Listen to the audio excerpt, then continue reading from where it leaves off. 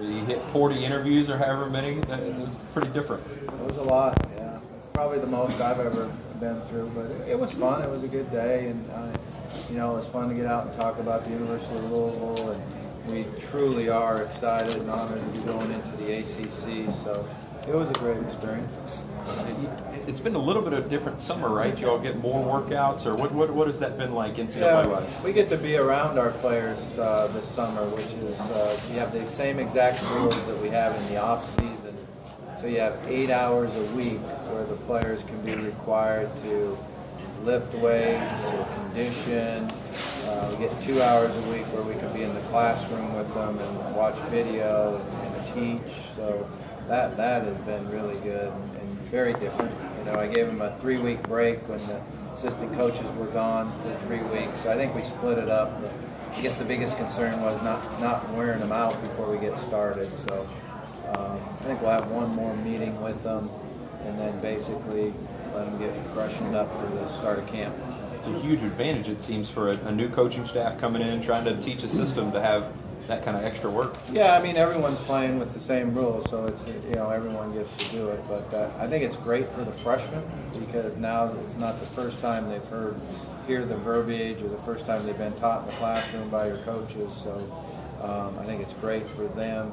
I think it's good for us because we get to review what we did in spring ball and learn and get better. How many starting spots do you think are up for grabs when you guys start fall camp? You always say they're all up for grabs, and we want to see everybody compete, and all the jobs are open. But when you say that, you have in your back of your mind, Mon Brown probably going to be our starting tackle. He's very experienced. John Miller. But there's going to be a number of spots where there is a lot of competition. There'll be a couple spots on the offensive front. At tight end, you're kind of we feel like Gerald Christian will be our guy, but you play 2-3 tight ends at times, so you're competing for who's going to be that next guy there. How we're going to rotate the depth of wide receiver. Defensively, I think we'll have great competition at the safeties. We got good competition. We'll go on at the inside linebacker spot, for who's going to be the starters there and on the defensive front. So there'll be a lot of competition. It'll be fun. And again, I think when you play a schedule like this, it's not so much just who the starters are, but who are the guys behind them, the depth behind them that are going to play in the game and help you find a way to win.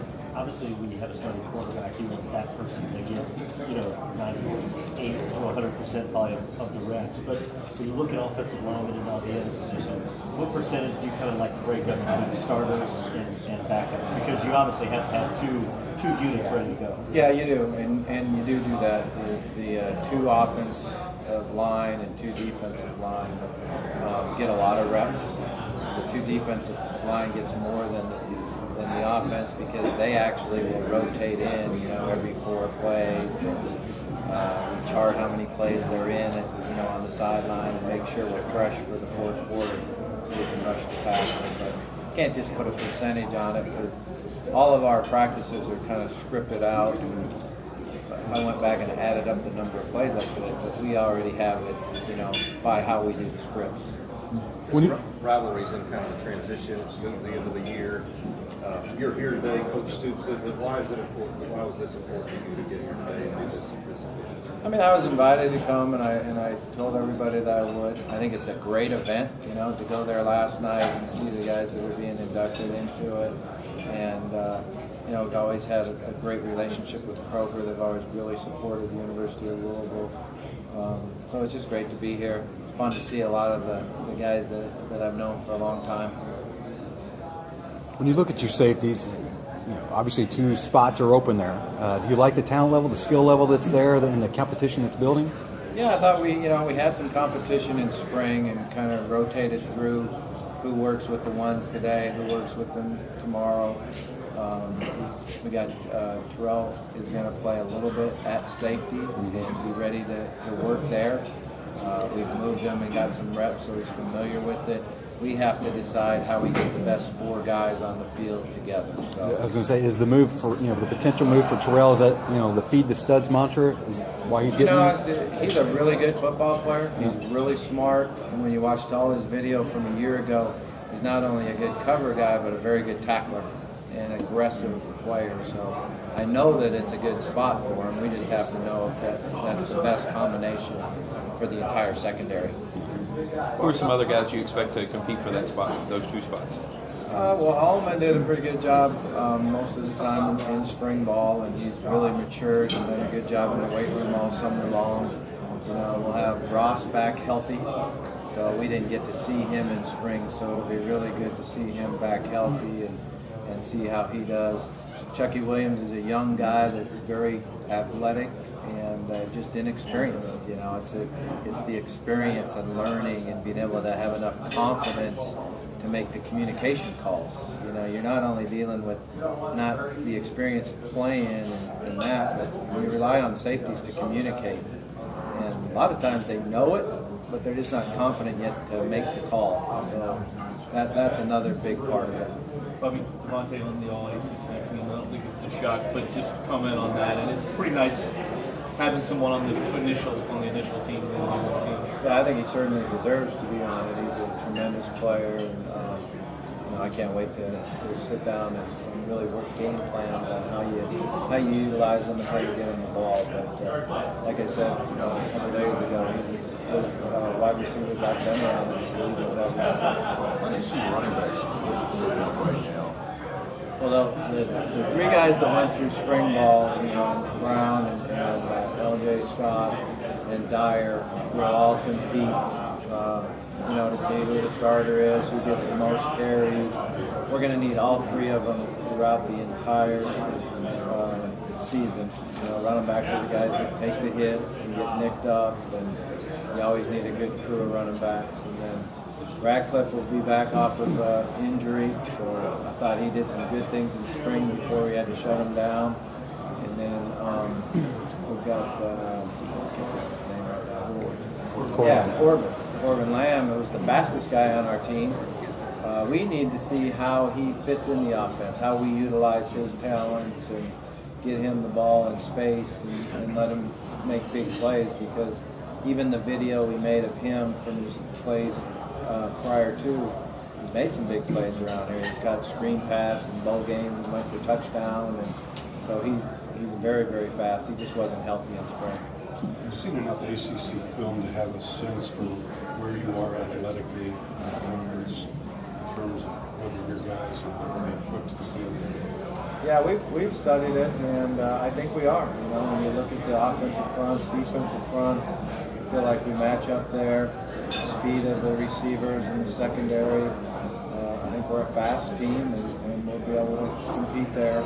The biggest thing is the depth and how competitive it's going to be. You need to be in great shape so you can stay healthy and continue to build depth as the year goes on, because we know we're going to need more players to be able to participate as the year goes on. But you personally, how anxious are you to get fall practice started? Oh man, I can't wait to start practicing. Everybody comes in on the 4th is the report date, although they're all here, most of them anyway. And then we start practice on the 5th. Our first 4 days, we're going to split the practices. So the coaches will actually have 2 days. So we'll practice a newcomer group and then a vets group. And there'll be some, guys going back and forth. We have a couple of vets that have to practice with the newcomers because of class. We're still in summer school almost for a week and a half, so that's a little unique and something we have to work with. But it'll be fun to get going. Have you thought about your open practice policy at all for fall camp? Yeah, have we released that? Not yet. Okay, yeah, we'll release that to you. We definitely have the first week open, and then we're going to open it up on Fan Day for the scrimmage that day. So there'll be plenty of opportunities for our fans to come out and watch us. Being in a new conference, does it change the way you gather information on other teams? Do you have to do more looking at last year's tapes? Or? Yeah, they make it a lot easier now because they have this thing called Dragonfly, where once we were in the ACC, we got all of their video from a year ago, every single team's games. So we started evaluating. Obviously we spent a lot of time on Miami and broke that down and put it in the computer and did all our scouting reports and game plans on that. Spent a lot of time on Virginia, and then we kind of went through the conference and just took notes. And our process was to understand schemes, like what are the different schemes we're going to see offensively, defensively, and evaluate talent. Really, his question on where we are with our talent and how we match up and what we need to recruit to. So, but we went through the entire season on most of the teams. Well, they're our first game on the road, second conference game, first one on the road. So we need to have a good plan for that. They return a lot of players. They've got a lot of experience coming back. You've always been a video guy anyway. What was it like to get access to that Dragonfly system where you got all those videos? I mean, it's really unbelievable now. It's something that's been going on for a number of years. But like for an example, when you play a game on Saturday, by the end of Saturday night, early Sunday morning, all the videos already been exchanged. You don't have to go down to the bus stop anymore and put it on the bus. I was part of the 16 millimeter days where you brought it down and put it on the bus, and every once in a while you miss the bus. I don't know how. Every once in a while you miss the bus, and boy, the opposing coach would get really mad. As you went through all of that video, what stood out about ACC athletes? Speed, size, yeah, the speed of the skilled players, the secondary and wide receivers and running backs. There's a lot of big what we call chunk plays because of the speed. Really good quarterback play in the conference, and the defensive front. I think the defensive front are athletic. There's some guys that have really good length and rush the quarterback off the edges. So. That's when you look at that, you think that's where we've got to make sure we do a great job in recruiting. Those two Miami games kind of helped put you guys on the map the first time you were here. How special was it to open up the season? I think it's fun to have it as an opener. I like having an opener with a lot at stake because it helps us throughout the entire off season. Through the winter, spring ball, summer, our guys are very motivated. This is a little unique one because we just played each other in the bowl game last year, and I think it's important for our players to understand, everything's new. We're two different teams. We don't get any points because of how the bowl game went, and we've got to really do a great job of getting ready to play. I mean, it is what it is now, so I think it's on rivalry weekend, and I'm excited to play them on that. I think that's a good time of the year to play. More questions?